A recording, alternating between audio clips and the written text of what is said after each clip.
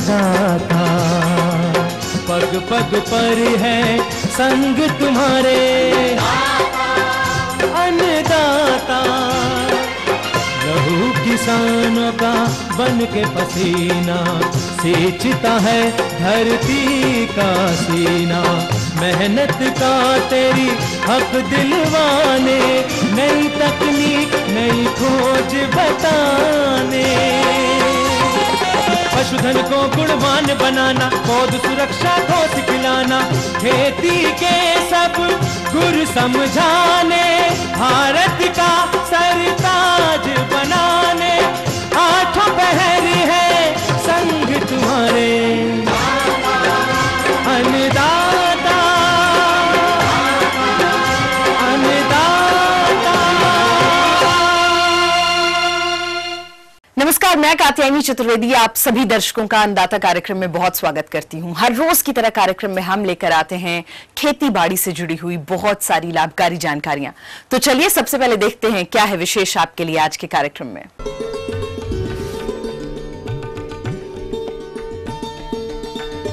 धान की सीधी बुवाई तकनीक पर जानकारी,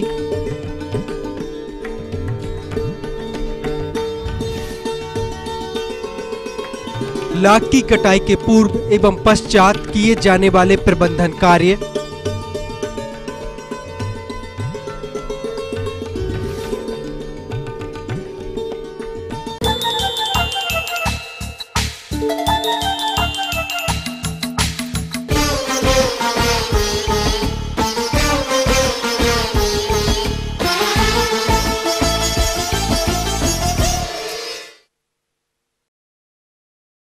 किसान भाइयों, जैसा कि हम जानते हैं धान की खेती हमारे प्रदेश बिहार व झारखंड में व्यापक स्तर पर की जाती है। मानसून भी अपने प्रदेश में आ चुका है। ऐसे में जो किसान भाई धान की सीधी बुआई करना चाहते हैं उनके लिए ये उपयुक्त समय है। तो किसान भाइयों, धान की सीधी बुआई करते समय कौन कौन से प्रमुख बिंदुओं को अमल में लाएं, इसकी जानकारी दे रहे हैं RAU पूसा के डॉक्टर राकेश कुमार। आपको डायरेक्ट सोइंग जिसे हम कहते हैं या डायरेक्ट सीडिंग से हम लोग धान का बुआई कर रहे हैं। सीधी बुआई के लिए प्रभेद का कोई ऐसा आप प्रभेद कोई भी लगा सकते हैं ऊपर की ज़मीन पे सीधी बुआई में। आपको ध्यान सिर्फ यही देना है कि उन सब प्रभेदों की अवधि जो है वो कम होनी चाहिए। अमूमन 115 या उससे नीचे की अवधि की प्रभेद इसमें लगाते हैं वो है प्रभात, जो हमारी बहुत ही कम दिन की अवधि की जो प्रभेद है। और इसके अलावा आप अभी एक सहभागी धान आई है वो लगा सकते हैं। राजेंद्र भगवती एक सुगंधित धान है वो लगा सकते हैं। और अभी नए में सुगंधित धान में ही पूसा 1509 जो रिलीज हुई है वो भी 90 दिन की अवधि की है। रिचारिया है, धनलक्ष्मी है। किसान भाइयों, जहां तक छटकवा विधि से धान की बुवाई में बीज दर की बात करें तो इसमें 80 से 100 किलोग्राम बीज प्रति हेक्टेयर की आवश्यकता होती है।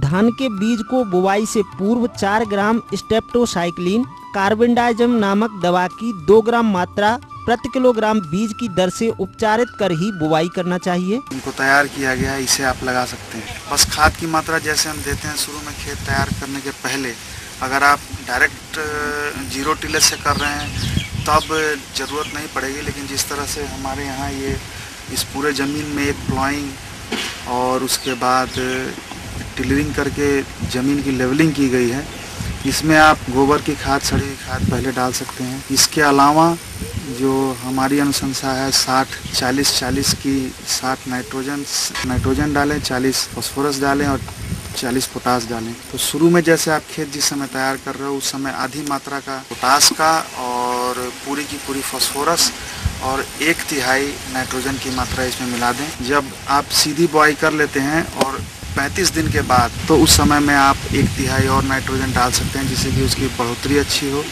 इसमें सीधे हम हल से चीरा लगाकर और उसमें धान के बीज को डाल के फिर ऊपर से ढक देते हैं, जिससे कि आपका जो है वो जो मेहनत है खेत तैयार करने में या कदवा करने में वो आपका बचत हो जाता है। अब यदि धान की सीधी बुवाई की बात करें तो किसान भाइयों, यदि आपको पंक्तियों में बुवाई करना है तो आप अपनी सुविधा के अनुसार, यदि आपके पास बैल की सुविधा है तो हल के पीछे कूड़ों में बुवाई की जाती है, और यदि ट्रैक्टर चलित सीड ड्रिल है तो इसके द्वारा बुवाई कर सकते हैं।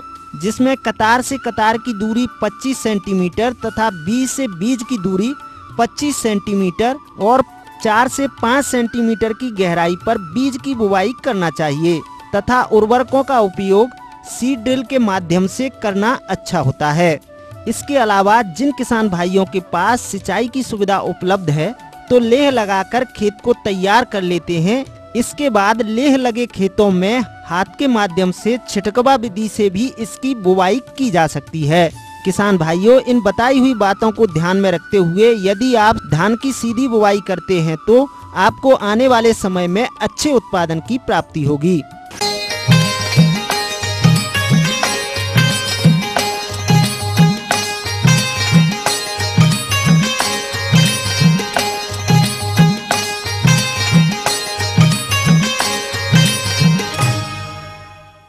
हमारे झारखंड प्रदेश के लाख की खेती बड़े पैमाने पर की जाती है। हमारे जिन किसान भाइयों ने जनवरी फरवरी माह में कुसुम के पेड़ों पर विहन लगा लाख चढ़ा रखी होगी, वो अभी परिपक्व अवस्था में होगी। तो किसान भाइयों, परिपक्व लाख की कटाई करते समय आप कौन कौन से प्रमुख बिंदुओं पर ध्यान देंगे, इसकी जानकारी दे रहे हैं रांची के एक प्रगतिशील कृषक प्रकाश सांगा। कुसमी लाख की जेठी फसल हमने जनवरी फरवरी महीना में कुसुम के वृक्षों पर संचारण किया था और अभी हम कुसमी लाख की जेठी फसल परिपक्व अवस्था में बिहन की कटाई चालू किए हैं। और बिहन की कटाई के लिए हम जिन महत्वपूर्ण बातों को ध्यान में रखते हैं उसकी हम आप लोगों के सामने चर्चा करते हैं।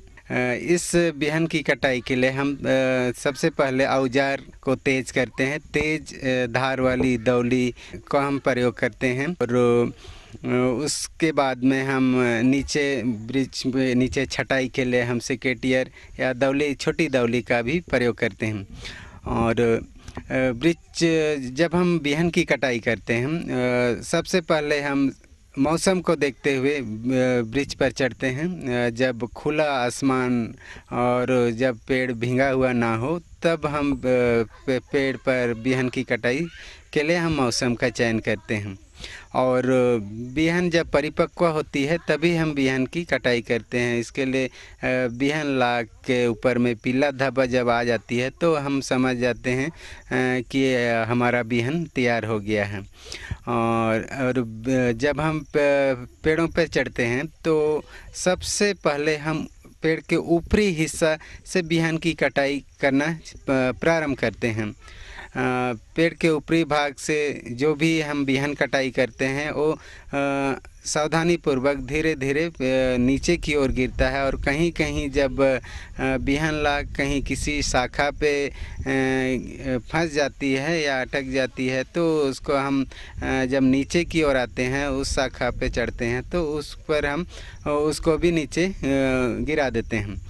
तो इसके लिए हम तेज़ धार वाली दौली का प्रयोग करते हैं ताकि हमारा बिहन उस डंठल से जहाँ पर लाख वहाँ पर रहती है जिस शाखा में वहाँ वो शाखा ना झड़े, इसके लिए हम लोग तेज़ धार वाली दौली का प्रयोग करते हैं। और लाख जहाँ लगी होती है उसके नीचे ही उसकी कटाई करते हैं। मोटी शाखाओं को हम लोग कटाई नहीं करते हैं।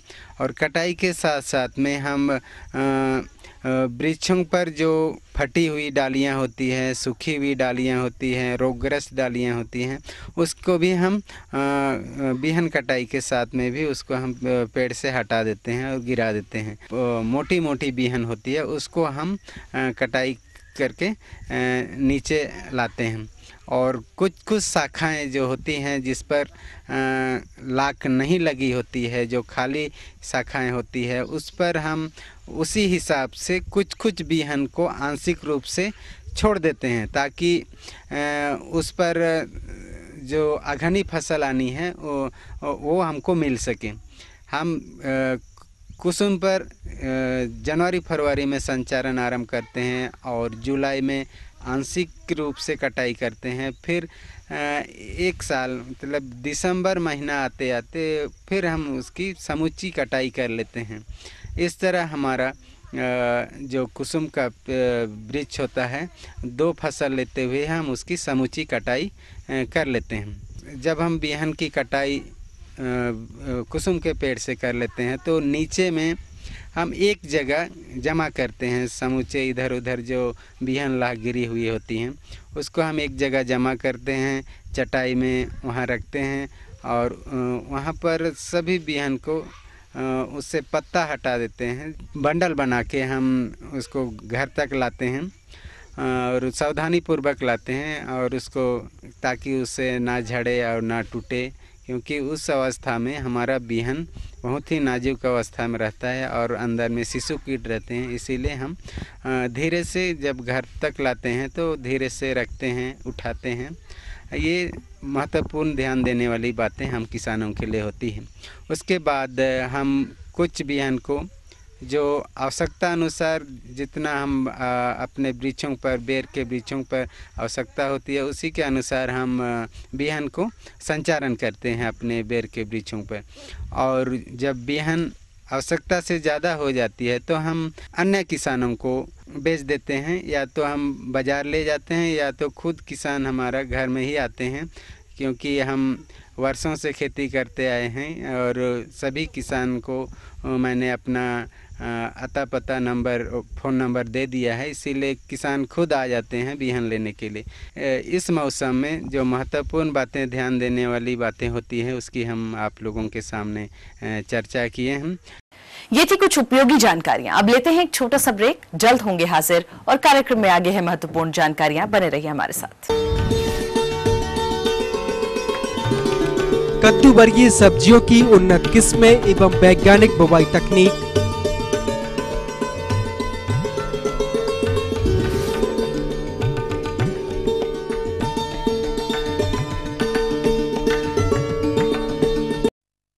राजनीति कोई भी हो, घटना कैसी भी हो, खुलासा सिर्फ सेंट्रल हॉल में। आप सबको नरेंद्र मोदी के नमस्कार। खबरों पर जानकारों से बेबाक बात, गपशप, सियासी सवाल, राजकाज और सुर्खियां एक ही प्रोग्राम से देश, समाज और राजनीति की पूरी तस्वीर देखिए सेंट्रल हॉल ईटीवी के सभी हिंदी चैनल्स पर।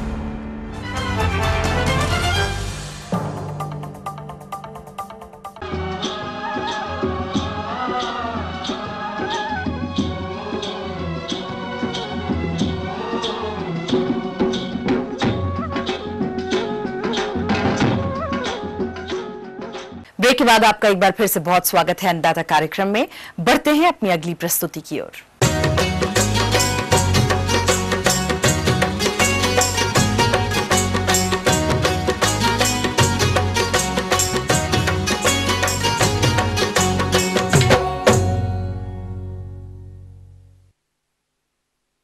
खरीफ का मौसम आते ही किसान विभिन्न फसलों की बुआई के कार्य में जुट जाते हैं। तो जो किसान भाई इस मौसम में कद्दू वर्गीय सब्जियों की खेती करना चाहते हैं, उनके लिए इनकी बुआई का उपयुक्त समय चल रहा है। इनकी बुआई करते समय उन्नत किस्मों के साथ साथ बुआई विधि पर विशेष ध्यान देने की आवश्यकता होती है। इन सभी बिंदुओं पर जानकारी देने के लिए हमारे बीच मौजूद हैं डॉक्टर आयन शुक्ला। तो मिलते हैं उन्हीं से। किसान भाइयों, कद्दू वर्गीय सब्जियों में कई प्रकार की सब्जियां आती हैं। ये सब्जियों का बहुत बड़ा वर्ग है। खरीफ के मौसम में कद्दू वर्गीय फसलें विशेष रूप से किसानों के लिए महत्वपूर्ण हैं। इसमें सर्वप्रथम हम बात करते हैं भूमि के चयन तथा खेत की तैयारी कैसे करें। इसके लिए सामान्य पीएच वाली, जिसका पीएच मान 7 होता है, मटियार दोमट से लेकर के बलुई दोमट भूमि इसके लिए सर्वोत्तम मानी गई है। जैसा कि हम सभी जानते हैं कि बरसात की मौसम में फसल को हम उगा रहे होते हैं, ऐसे में खेत में जल निकास की व्यवस्था बहुत आवश्यक होती है।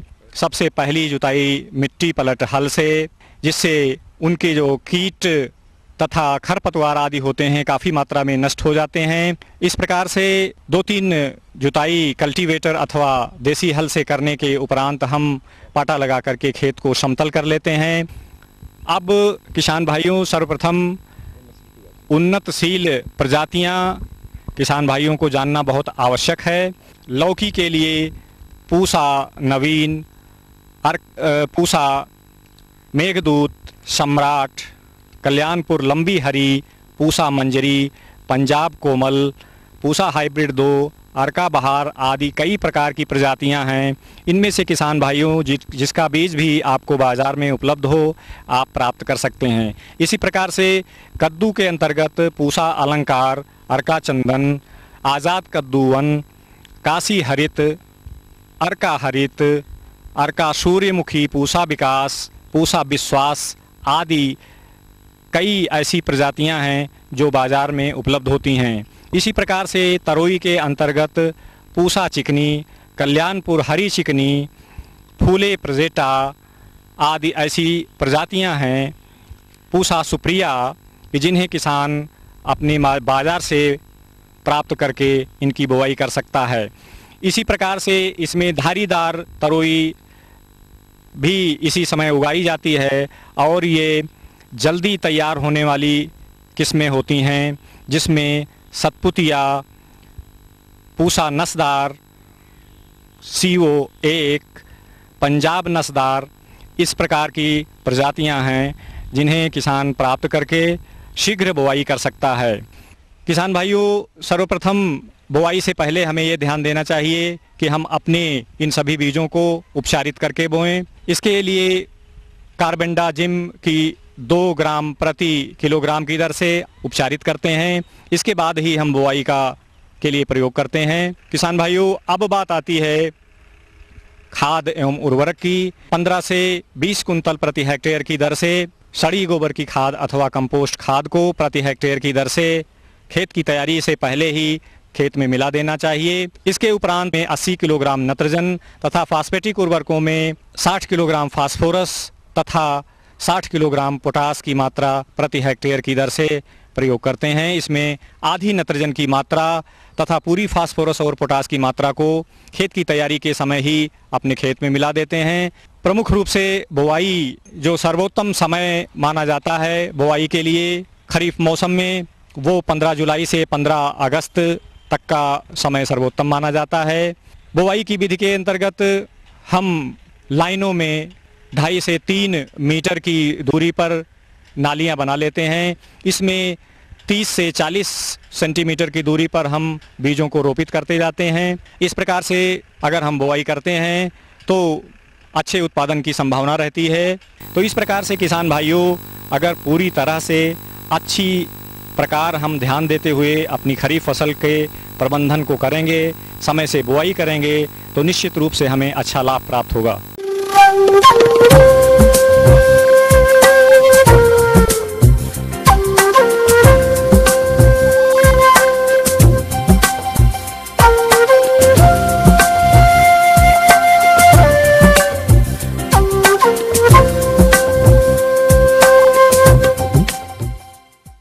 मौसम के अनुसार प्रबंधनों पर टिकी है आपकी खेती बाड़ी और इसीलिए मौसम पूर्वानुमान और उस पर आधारित साप्ताहिक कृषि सलाह इस प्रकार है।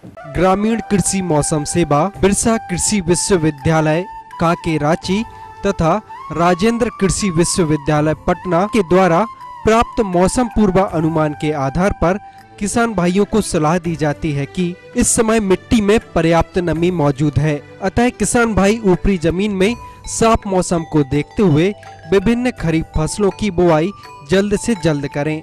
साथ ही साथ धान एवं मड़ुआ के लिए बिचड़ा तैयार करने हेतु बीज को बीज स्थली में डालें। बीज स्थली को जमीन की सतह से थोड़ा ऊपर बनाएं तथा सब्जियों एवं पहले से लगाए गए अन्य फसलों में जल निकास का समुचित व्यवस्था करें। जो किसान भाई अपने खेत में धान की तैयारी कर चुके हैं, वे विभिन्न फसलों जैसे धान, मकई, अरहर, उड़द, मूंगफली इत्यादि की बुवाई अनुशंसित विधि द्वारा करें। इसलिए धान की उपयुक्त किस्में इस प्रकार हैं।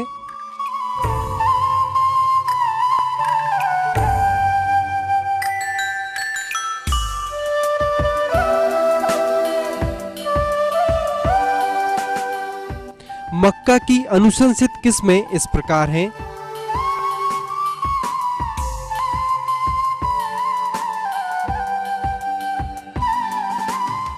अरहर की उन्नत किस्में इस प्रकार हैं।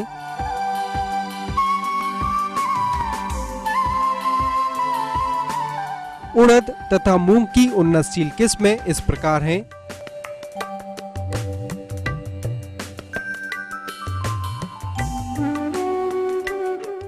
किसान भाई जलवायु एवं अपने क्षेत्र के अनुसार इन किस्मों का चयन कर बुआई का कार्य शीघ्र करें। मिट्टी में उपयुक्त नमी रहने पर किसान भाई अपने खेत की जुताई ढाल के विपरीत दिशा में करें तथा पाटा नहीं चलाएं। साथ ही साथ खेत के मेड़ों को दुरुस्त कर लें ताकि अधिक से अधिक वर्षा जल का जमाव खेतों में ही हो सके। विशेषकर ऊपरी खेतों को प्राथमिकता देते हुए जोतकर तैयार कर लें ताकि मानसूनी वर्षा शुरू होते ही विभिन्न फसलों की बुआई जल्द से जल्द सही समय पर की जा सके। धान के बिचड़ों को बीज स्थली में गिराने का काम करें। बीज गिराने से पहले 1.5 ग्राम बावस्टीन प्रति किलोग्राम बीज की दर से उन्हें उपचारित करें। मिर्च के खेत में विषाणु रोग से ग्रसित पौधों को उखाड़कर जमीन में गाड़ दें। तदुपरांत इमिडाक्लोप्रिड 1 मिलीलीटर प्रति 3 लीटर पानी में घोल बनाकर सुबह अथवा शाम के वक्त छिड़काव करें। मिर्च की फसल में आवश्यकता अनुसार कम अंतराल पर सिंचाई करें। मूंग उड़द की तैयार फलियों की तुड़ाई करें तथा हरी खाद हेतु उसके पौधों को मिट्टी पलटाने वाले हल से जमीन में गाड़ दें। पशुओं के प्रमुख रोग एंथ्रेक्स, ब्लैक क्वार्टर एवं गलघोंटू से बचाव के लिए पशुओं में टीकाकरण अवश्य कराएं। जो किसान भाई इस वर्ष नए फलोद्यान लगाना चाहते हैं वे फल वृक्ष के अनुसार गड्ढे की खुदाई करें।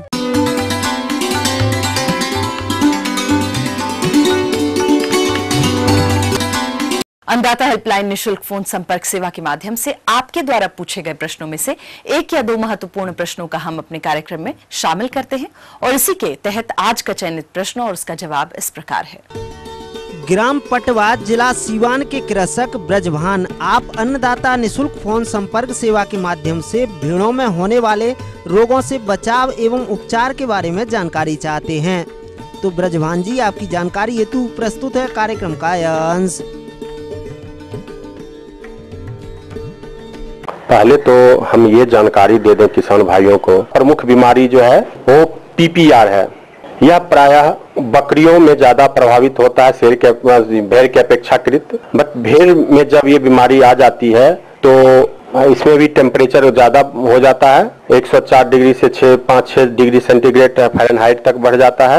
एक्सेसिव सलाइवेशन होने लगता है। नाक और आंख से जो है दर्द जो है, गाढ़ा दर्द, म्यूकोपुरुलेंट डिस्चार्जेज होने लगता है। और उसके बाद जो है मुंह पे जो है दाना दाना जो है उभर जाता है और जो है पशु खाना पीना छोड़ देता है। जो इसमें मोटिलिटी जो है आपको 45 से 80% तक आ जाती है। यह बीमारी हो जाने के बाद पशु को जो है, स्वस्थ पशु से बीमार पशु को अलग लोग उसको जो है सलाइन देंगे, ब्रॉड स्पेक्ट्रम एंटीबायोटिक का दवाई देंगे सेकेंडरी इन्फेक्शन को रोकने के लिए।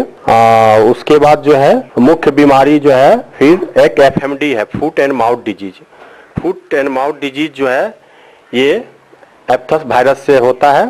ये बहुत कंटाजियस संक्रामक बीमारी है। एक एनिमल से दूसरे एनिमल में बहुत तेजी से फैलता है और जो है यह बीमारी हो जाने के बाद इसमें भी टेम्परेचर बहुत ज्यादा बढ़ जाता है और मुंह में जो है फोड़ा बन जाता है। फोड़ा जो है फिर 24 घंटे के अंदर, 12 से 24 घंटे के अंदर जो है ये फूट जाता है और घाव का रूप ले लेता है, जो बहुत ही पीड़ादायक होता है। पशु में जो है मुंह से एक्सेस सलाइवेशन शुरू हो जाता है, खाना छोड़ देता है, ज्यादा मोटिलिटी आने लगता है। और ये सब से बचने के लिए जो है ऐसा वायरल विषाणु जनित रोग है, इसका कोई भी स्पेसिफिक जो है औषधि नहीं है। इससे बचने के लिए जो है हमको इसका जो है वैक्सीनेशन जो है, जो शेड्यूल वाइज वैक्सीनेशन है, अगर करते रहेंगे किसान भाई तो ये सब बीमारी से बचा जा सकता है। जैसे FMD का जो वैक्सीन जो है हम 1.5 से 2 महीना में जो है हम लगा दें। जिला रांची के कृषक रामकिशन, आप अन्नदाता निशुल्क फोन संपर्क सेवा के माध्यम से खरीफ फसलों की बुवाई हेतु खेतों की तैयारी, उर्वरक प्रबंधन एवं बीज उपचार के बारे में जानकारी चाहते हैं। तो रामकिशन जी, आपकी जानकारी हेतु प्रस्तुत है कार्यक्रम का यह अंश। भाइयों, आप जान प्रदेश में इस समय मानसून का आगमन हो गया है और खेत की बुवाई करना बहुत ही नितांत आवश्यक है। तो इसके लिए किसान भाइयों को ध्यान रखना है कि जिन किसान भाइयों ने ग्रीष्मकालीन गहरी जुताई कर रखी है, ऐसे किसान भाई शीघ्र अति शीघ्र उसमें कल्टी लेके और उसमें हल्का सा डोरी बांध के, कोई हल्का पाटा बांध के उसमें पाटा लगा लें और उसके बाद बुवाई की तैयारी करें। और जिन किसान भाइयों ने अभी खेत की गहरी जुताई नहीं की है, तो ऐसे किसान भाई खेत में, क्योंकि प्री मानसून बरसात हो चुकी है और प्री मानसून बरसात होते ही ढेर सारे हमारे खरपतवारों के पौधे, जो नींदा के पौधे हैं, वो निकल आते हैं। तो ऐसी स्थिति में किसान भाइयों को पंजा जो अपना आता है उसको लगा के या कड़ी लगा के उस किसान भाइयों को उसकी जुताई करना बहुत ज़रूरी है। और अगर कल्टीवेटर चला रहे हैं तो आड़ी और तिरछी 2 बार जुताई कर लें और उसके बाद खेत को बिल्कुल उसके साथ प्याटा बांध लें और बिल्कुल लेवल कर लें। जैसे ही मिट्टी भुरभुरी हो जाए, ये किसान भाइयों को ध्यान रखना है। और खेत की तैयारी करने के साथ ही साथ किसान भाइयों को ध्यान रखें कि खेत में जब आप बुवाई करने से पहले हमारे खेत में कम से कम 6 इंच के करीब नमी हो जाना चाहिए। नमी पर्याप्त होगी तभी बीज का अंकुरण होगा। तो ये किसान भाइयों को विशेषकर ध्यान रखने की ज़रूरत है। कई बार किसान भाई कम नमी में ही बुवाई कर देते हैं, तो ऐसी स्थिति में किसान भाइयों को ध्यान रखना है कि नमी पर्याप्त रहना बहुत जरूरी है। साथ ही साथ जो उर्वरक की बात है, अगर किसान भाई डीएपी के द्वारा उर्वरकों की पूर्ति कर रहा है तो ऐसी स्थिति में किसान भाइयों को डबल पेटी सीडल का प्रयोग करना है। लेकिन अगर सिंगल सुपर फॉस्फेट के माध्यम से अगर पूर्ति कर रहा है उर्वरक की, तो उस स्थिति में किसान भाइयों को जो लास्ट में जब बखरनी कर रहे हैं या तैयार कर रहे हैं, लास्ट कल्टीवेटर चला है, उससे पहले ही खेत में जो संतुलित मात्रा में NPK और सल्फर की जो है पूर्ति किसान भाइयों को कर देनी चाहिए और उसके बाद जुताई करके जो है पाटा लगा दें और इसके बाद ही किसान भाइयों को बुवाई करनी है। साथ ही साथ जब बुवाई करें तो उससे पहले किसान भाइयों को ध्यान रखना है कि बीज को उपचारित करें। उपचारित करने के लिए जो फफूंदनाशी कार्बनडाइजन नाम की जो दवा है, उसकी 2 से 2.5 ग्राम दवा प्रति किलो बीज के मान से किसान भाइयों को प्रयोग करनी है और उसके बाद हल्के पानी के छींटे लगाएं और उसको उपचारित कर लें। साथ ही साथ अगर उर्वरक की बचत करनी है तो जो राइजोबियम कल्चर है दलहन फसलों के लिए या एक दाल वाली फसलें, तो उनके लिए एजेटोबैक्टर कल्चर का प्रयोग करना है और PSB कल्चर प्रत्येक फसल में जो है टीका लगाने का काम करना है। और वो कल्चर का जो प्रयोग करना है वो 5 से 10 ग्राम कल्चर प्रति किलो बीज के मान से पर्याप्त रहता है। तो ये किसान भाइयों को विशेषकर सावधानी रखने की जरूरत है कि खेत की तैयारी करें और खेत की तैयारी में विशेषकर ध्यान रखें। आड़ी और तिरछी की जुताई करने के बाद ही खेत की तैयारी करें। खेत में नीदा रहित बिल्कुल खेत को तैयार करके तभी बुवाई करें।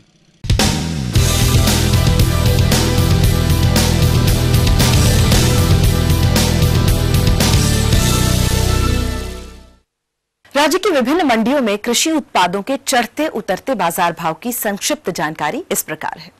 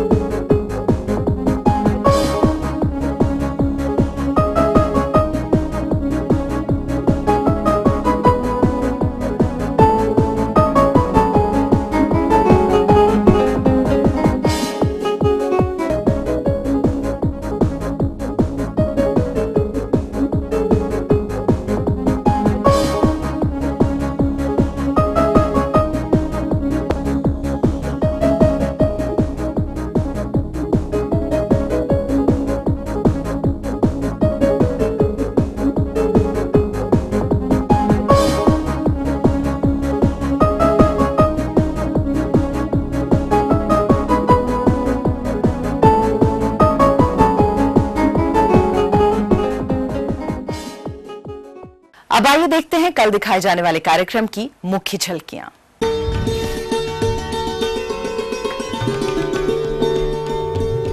केले के नए बाग स्थापन पर जानकारी,